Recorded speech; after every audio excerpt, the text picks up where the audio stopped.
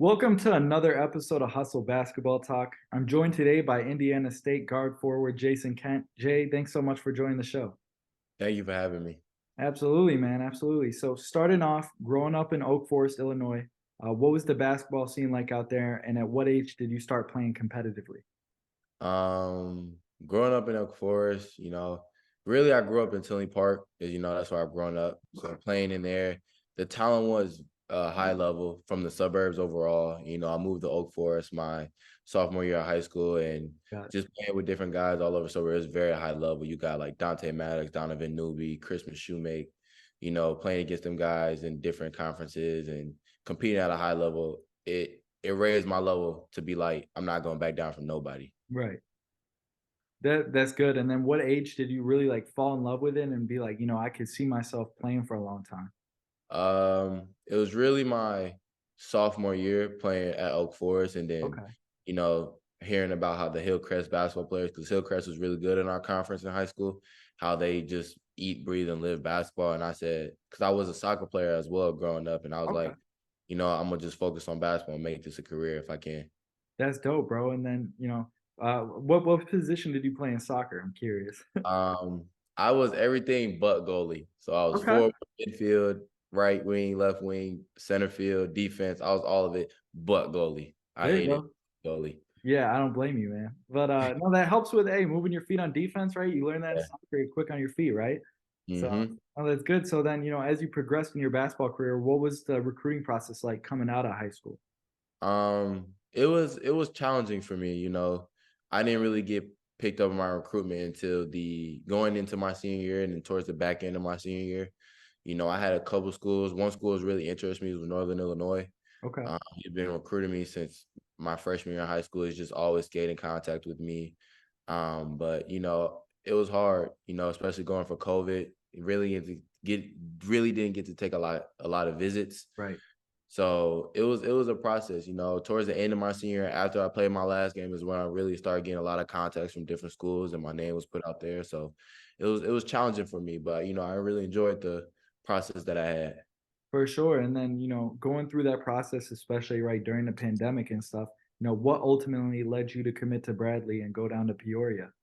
So right before the pandemic ended, I went on a visit to Bradley Okay. and went to a game and got to see campus. And, I really fell in love with the campus and the coaching staff and what they told me. So I was really interested, and it was close to home. I wanted to stay close to home a little bit. Right. I really didn't want to leave that far. Yeah. So Bradley was the ultimate home for me at the time. That's awesome. And then, what did you learn your first 2 years playing college basketball while you were there?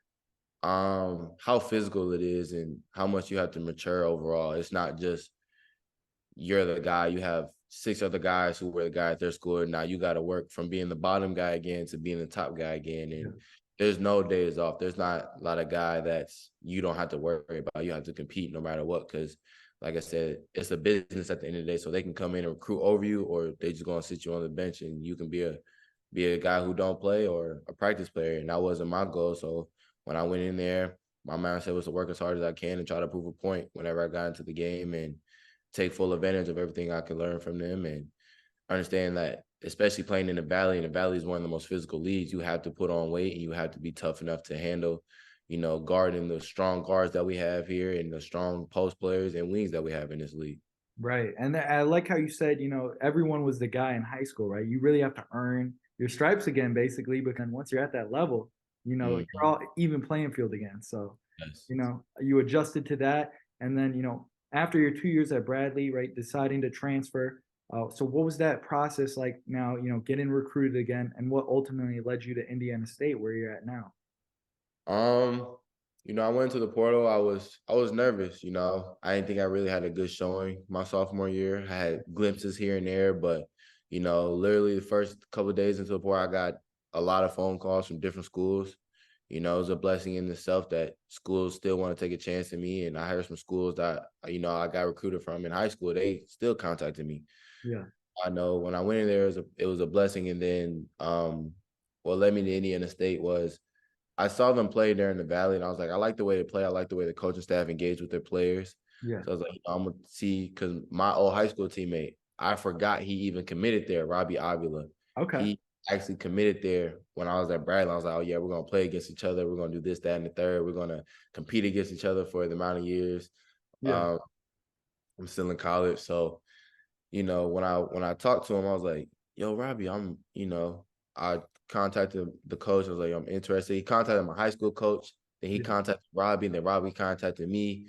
And I was like, yo, Robbie, yeah, I'm thinking about going to Indiana State. You mind putting in a word for me? And then he talked to Robbie and my high school coach, and he brought me on a visit, put me through a skills workout, and then he let me play against some of the guys. Well, I've already played against them in the Valley, Right. coming from Bradley. But playing against him, he offered me on the spot, and then that same day I committed. That's awesome, man. That's great. And then, what's your experience been like now, right? Playing for two different teams in the same conference. It's definitely I learned each coaching and play style is a lot different. Yeah. Bradley's very big on the pick and roll game, but here at Indiana State, it's a lot of freelance in their system. We have actions, we don't have sets. Our team is more of like a pro set style play. Right. We do a lot of NBA things like pin downs, away, gets, high splits, low splits, zooms.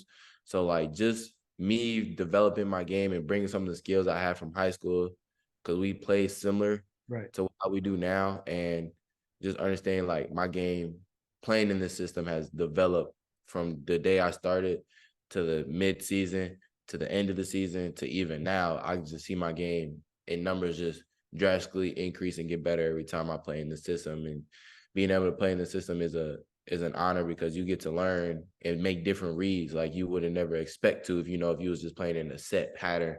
It's like come off a ball screen, make this, make this, make this. Right. Rather here, it's like, okay, I can come off and I can hit the lift, I can drive, I can post, it's just different reads that I've learned Yeah. and implemented into my game being here. That's great, bro. And yeah, it's nice to have like those different options, especially when you're on offense, right?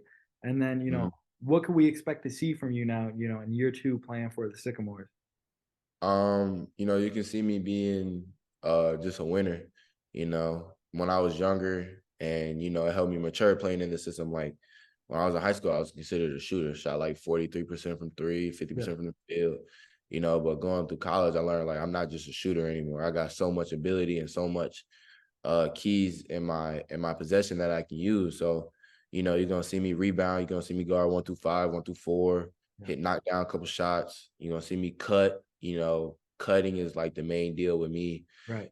I'll see a little bit more. You're gonna see me do a little bit of everything, but just especially with the team we have, be a guy who can score without having the ball in his hands most of the time, like our other guys do.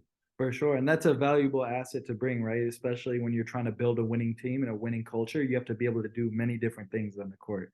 So it's hmm great to have that ability. And that, leads me to my next question. What do you think are your top strengths overall to your game? I can say it's cutting. I've become an elite cutter being in this program. Definitely defending 1 through 4. Yeah. I take pride, especially at Bradley. They take pride in when I got here. Coach Schertz was very big on you got to be able to guard your yard and be able to switch 1 through 4. If we're gonna be a switch team, we got to guard. So definitely cutting, guarding, and then you know one thing I'm working on and I take pride in is my shot making. Just Yeah. simple catch and shoots, paint the grades, DHOs, being able to just knock down shots when we need them. Yeah. That's awesome, bro. Yeah. All great traits to have, especially, right? When you're trying to win a title, a conference title, right? Yes. That's awesome, bro. And then, growing up, hooping at a young age to now, what's been your favorite basketball memory so far? I got two of them. Okay. So one is my senior year. We have the winningest record in Hope Forest history, Okay. and then we won conference and regional championship, and that hasn't been done since like 1997. One of the 1900 Yeah. issues, and we won it, and it was just an amazing experience for the community and just overall for the school. Yeah. And my second one is my little sister being able to go to her dream school to play college basketball at the Division I level is my two most memorable things That's about awesome. basketball. That's awesome, bro. And where's your little sister at hooping? She's a guard forward at LSU. LSU. Oh, that's awesome. Yeah, Ben Rouge, right? Yeah, Baton Rouge. Yep. And that's a great campus too. Good for her, Yeah. bro. Yeah. Yeah. It's an elite school too. I mean, so yeah, that's big time, bro. And then, transitioning now, from on the court to off the court, what are you doing when you're not practicing and playing in the game? Um, I'm a kickback guy, you know. I'm really an introvert, but Yeah. with this team, I became more of an extrovert, hanging out with the guys. But if it's just me, you know, I'm chilling, watching anime. I'm a big anime fan. You know, Okay. I can watch anime from to the sun rises to the sun falls. Yeah. That's awesome. And if not that, I'm playing the game. You know, playing. I got a 1 year old dog pit bull. His name is Loki. Okay. Or I'm hanging out with my girlfriend. You know, Yeah. we hang out, we go to the movies or something. So it's just relaxing as much as I can. That's good, bro. And then, after you do all that stuff, you're recharged to go back out on the court, right? It's good to have that balance. Yes, it is. It taught me that you gotta have two separate lives. You gotta have an on-court life, you gotta have a life. For sure. Because you're not just defined as a basketball player, you're more than just a basketball player, what I've learned 100%. and going through the process that I've gone through. So I really focused on, okay, whatever happens off the court just stays off the court. And what I gotta do on the court just stays on the court. There's Right. no in between, there's no mixing because they both can affect either way. So Exactly right. you just focus on one of those two things and you keep them separate, you're gonna be good. Absolutely. And then I'd like to end the show with, what's your why? What's your motivation at the end of the day to be the best person you could be? Um, my why is my sister. Yeah. You know, being with her and seeing her develop, she motivates me to be better. And, you know, I want to guide the path to her to let her know, like, I've been through the process. So if you need help, I got you. And then being able to, you know, a kid from the suburbs making it out, you know, most people don't think kids in the suburbs can go Division 1. Yeah. So just being able to achieve this goal now is a blessing in itself. And those are my whys. And then being able to one day, because call my uncle who's a professional coach overseas in Japan, be like, look, I made it. What's up? Run the Yeah. ones. You used to beat me all the time when I was little. Now I'm at your level. Like, what's up? Yeah. So those are the real reasons for my why basketball. That's awesome, bro. That's great motivation right there, bro. And I'm sure, after you finish out a very successful college career, I'm sure you'll have a great pro career as well. Thank you. I really appreciate it. Of course, bro. Well, Jay, it's been a pleasure having you on the show. I appreciate your time and look forward to seeing you kill it this year at Indiana State. Thank you for having me on the show. I really appreciate it.